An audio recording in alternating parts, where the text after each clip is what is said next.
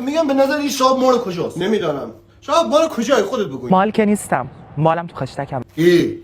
بابا شاب چه طرز حرف زده میشه؟ شرف زشته ما بابا. میبری. بابا اینجوری این سوال اینجوری جواب نمیدن. نگاه کن. برام تو مال کجاست؟ تو خشتک شاب مال بیاد. همون چیه که انگشت کردی داخلش؟ اوکی بالاخره کار خودش کرد. چه؟ کردش توت. چه؟ گفتم روی ریاک نزن. آقا چه کرد؟ انگشتش کرده توت. آقا نه نگاه کن خودت. خب کرده توت چی؟ آقا من چه میدونم؟ یادگار عزیزمه. این انگشتر وقتی که مرد بهم داد.